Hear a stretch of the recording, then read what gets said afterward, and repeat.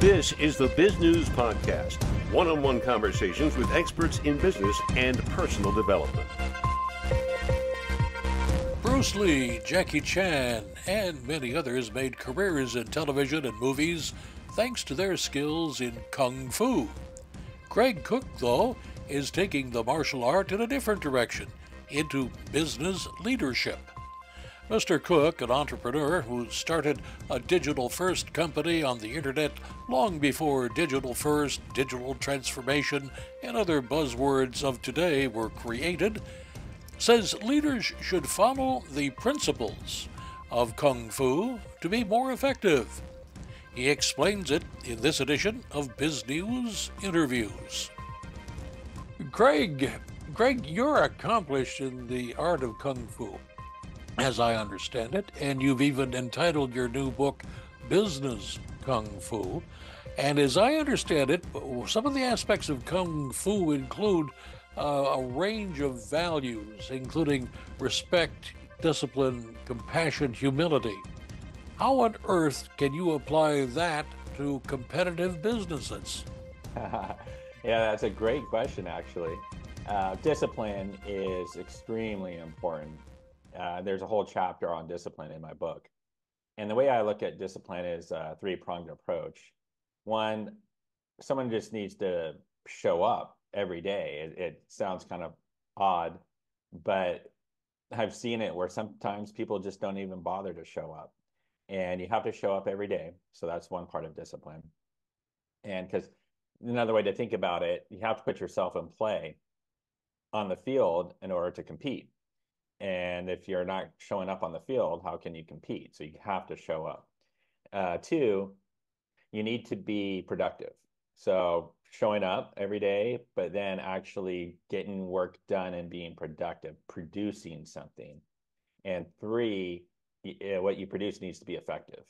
You know, that there's actual value that you're producing.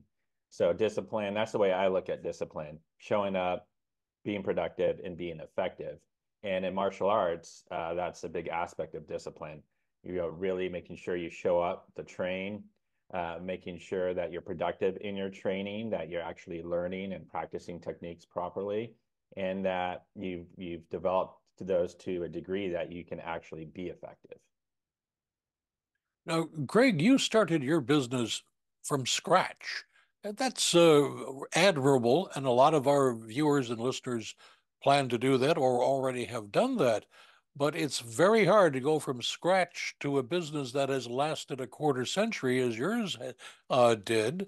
What are some of the challenges that you recollect as you look back upon it that you had to overcome, and how'd you do it? Well, there's many challenges. And yeah, started from scratch, myself and two friends, and we each put in $1,300, and I had a computer. So that's how we started. And resources were extremely limited. And, that discipline of what's a big thing, showing up every single day and grinding it out. And at the time, another challenge was it was 1996 and the internet was new. And we had started actually a digital first company way back in the 20th century before that was even a term. And we were actually doing digital transformation before that was a term as well, way back then. And the industry was so new, there wasn't a lot of people that really knew what it was. So there was a lot of education that we had to do. And not a lot of people really understood what it was going to become. So it took a while to get traction. Unlike perhaps some businesses or industry sectors that are more mature and people start from scratch and they already have a network and people that are familiar.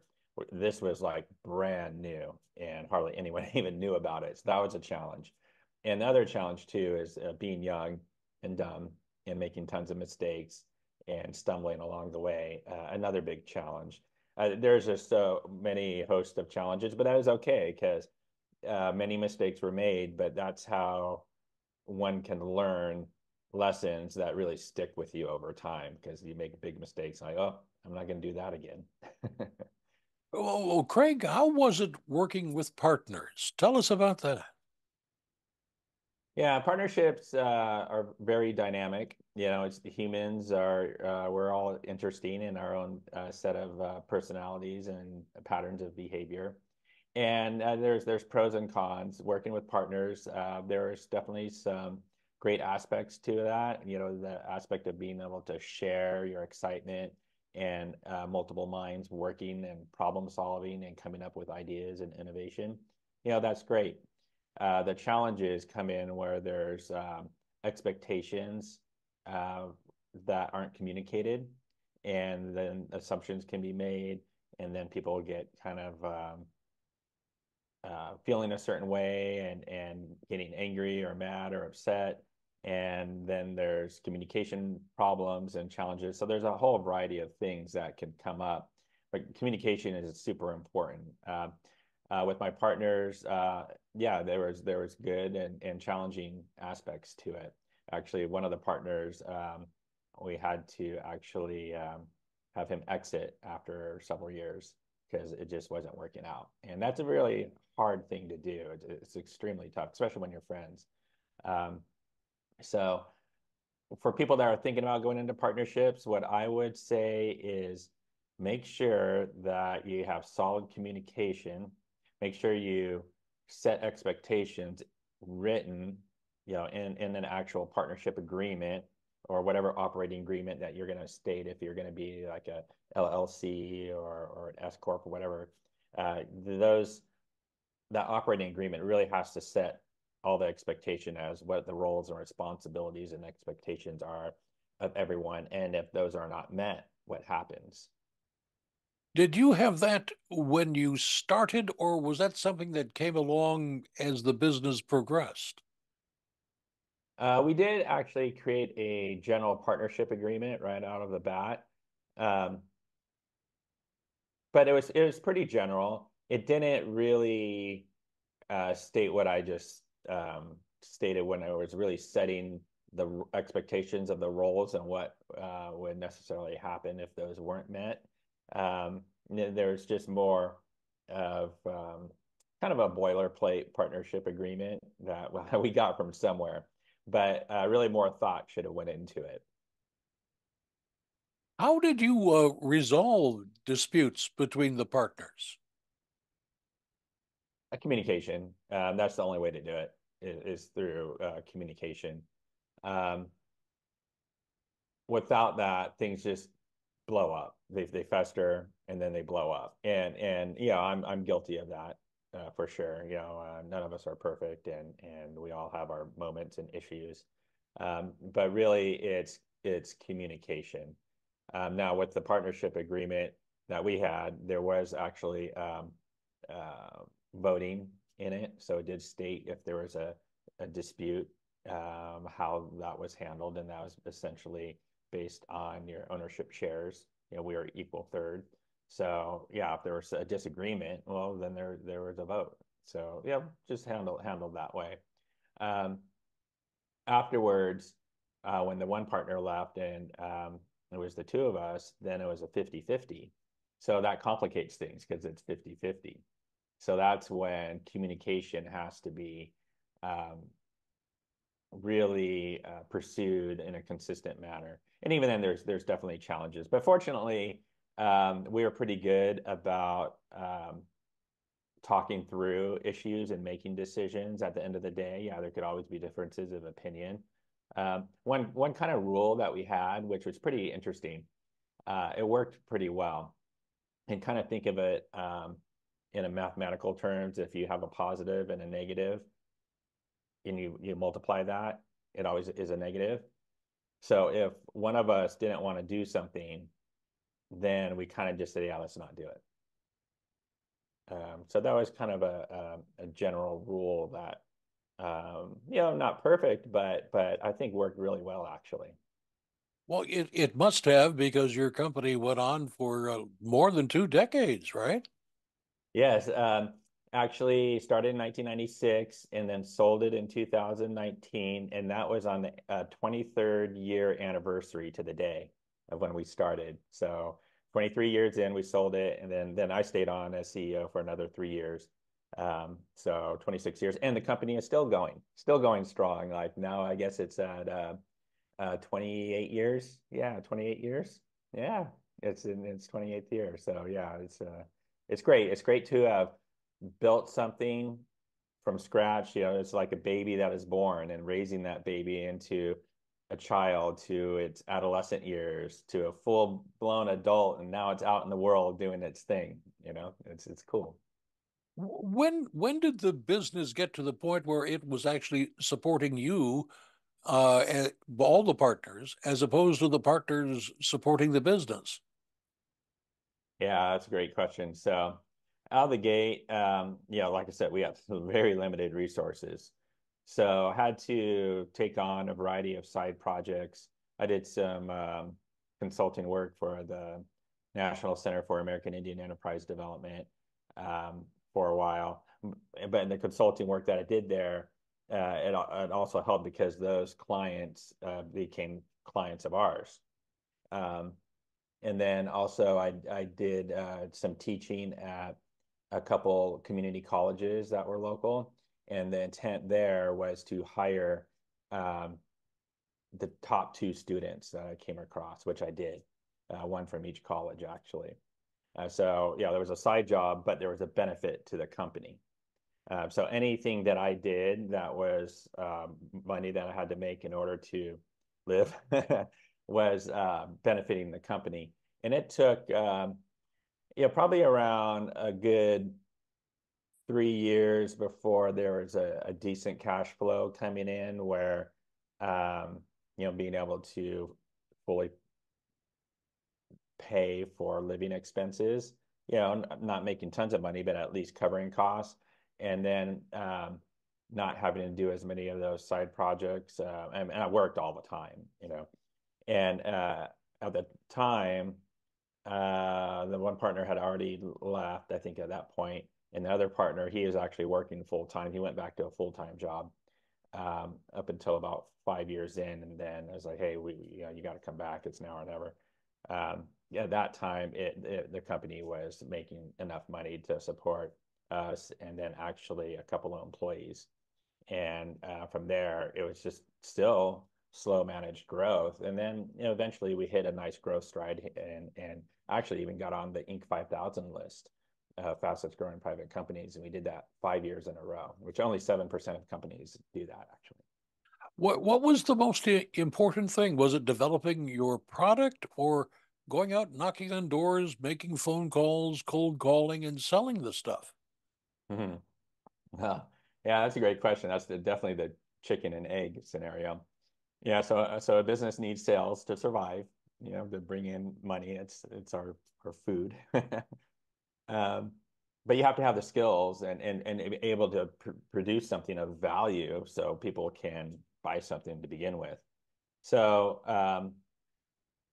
in starting the company, skills were acquired to create something. Our first idea was creating this music website to market independent music online.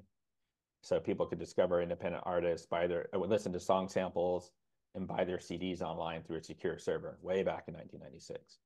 There's an idea before its time, because there's no MP3s or broadband and et cetera, et cetera.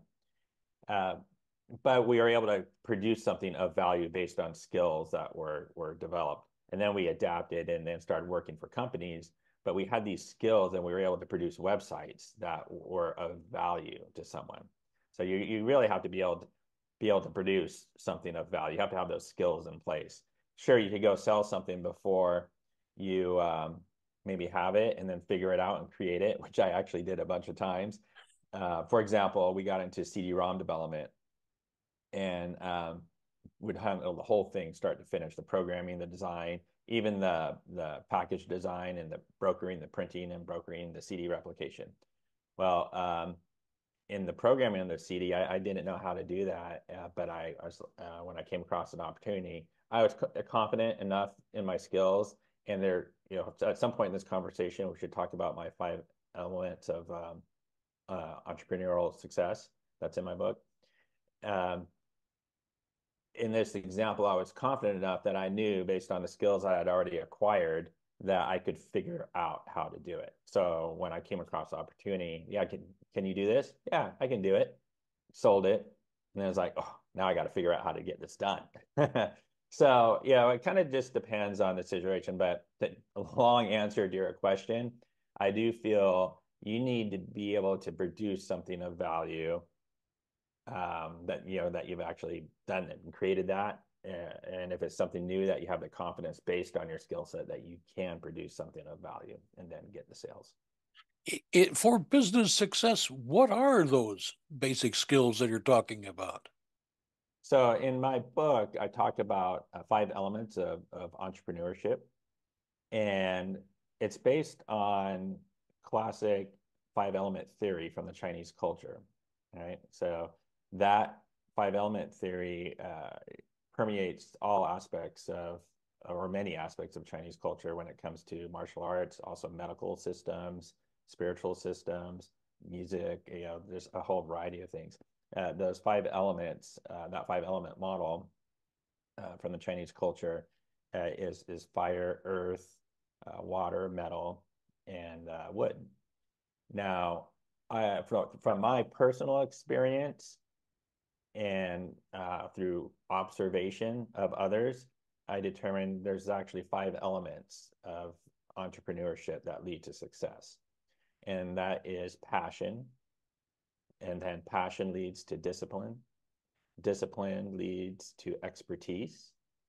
Expertise leads to confidence. And then finally, confidence leads to faith. And it's a cycle. It's a cycle, a generating cycle, it's called, that develops over time and builds in capacity. And so each one influences the next. However, it could also reverse. If you have an improper mindset, if you're not able to handle the challenges that come about and you start going the other direction, it can then start to diminish each element. And then there's interrelationships between the elements that have positive and negative aspects as well, which is all based on the 5 element theory. What prompted you to write the book? My very first passion in life was books. When I was a little kid, before I can even read, I was always asking my mom to read to me. And then as soon as I could read, I always had a book in front of my face, just constantly, just read, read, read, read, read, read. I just love to read. Still do, although I don't have as much time these days. And then when the business started, I was reading like crazy because I was a business major in college, operations management, and major and a minor in marketing. But all this computer stuff I taught myself, and and I had to read a lot in order to do that. So I love to read. So about the time when I was around 17, 18, I thought, oh, one day I really would like to write a book. I didn't know about what, but I figured it'd be a really neat thing to do because I love books so much. Then fast forward to around 2011, I started writing the book. I said, you know what? It's time to start that book that I've been wanting to write. And I came up with the concept, Business Kung Fu, way back then. It took me 12 years to get it done, but finally I got it done. And yeah, so it was really because books were my first passion. And also to what I really wanted to make sure I got it done because in this next chapter of life, I really just want to share and help others. As you look back, do you regret selling the company? Do you say, hey, maybe I should have stuck it out to make another 20 odd years? No, I'm very happy because 26 years is a good run. If I equate each year to a mile, I ran a marathon. So I'm good. I finished that race. I need to rest a bit. And I'm just excited about starting a new chapter. It's a whole new challenge. It's very interesting. I'm kind of having to relive my book, actually. But I'm in a much better position, though, too. So I'm very blessed, very fortunate to have had a good run, a lot of success, and no regrets at all. Greg, what would you like to add that we haven't had a chance to talk about? And it could be anything. Well, a huge lesson that I learned in my entrepreneurial journey is the importance of self-care. I always want to share this for others because it's critically important. So before I started my company, I was in really great shape. I did a lot of strength training and then martial arts. And at 25, I was like in the best shape of my life. And then I started my company, and I went obsessively all in to work and get the company going and overcome challenges. But over time, I started working out less, stopped practicing, and would just a little bit here and there, but really it was just all consumed by work. And sitting on your butt for hours after hours, day into the late night, and getting very little sleep is really bad for you. I would only get sometimes like 3 hours of sleep, but I could handle it back then. And 3 to 5 hours, I would get a lot. And I was okay. I had the energy because of everything I had done up to that point. But it catches up to you. And by the time I was in my mid-30s, I was definitely overweight. And not huge, but definitely overweight and just unhealthy. And fast forward to my early 40s, I was just so tired, foggy brain. I just wasn't able to go as long as I used to with work. I'd be passing out at night on the couch, which I never used to do that. I started to take actions to improve my health. And then I got hit with a baseball bat when I actually went to get a blood panel from a doctor. I hadn't been to the doctor in probably like 10 years. And I found out that I was diagnosed with diabetes. And I was like, oh no. And I was like, all right, it's really time to get serious. So I didn't want to take any pharmaceutical medications. And the doctor told me, oh, you can do that. It's a lifestyle change. I said, all right, I want to do that. And today I've reversed it completely. But that's through making the time to make self-care a priority. So getting back into strength training, proper diet, nutrition, sleep, back into martial arts, all these things that have contributed to healthy. And now I feel great. I feel like I did in my 20s, actually. And so in my book, I write about this, and I have a quote in there that says, be of service to self so that you can be of service to others for a lifetime.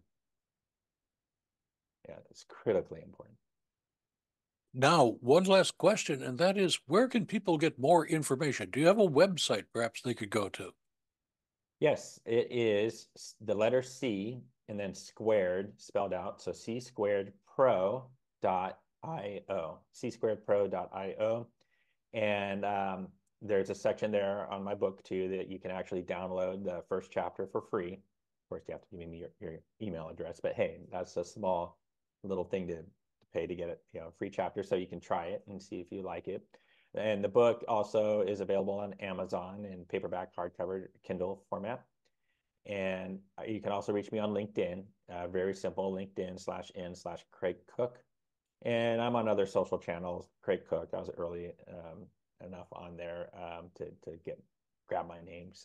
But LinkedIn is a great spot for me, and my website, if people want to learn more and get in touch with me.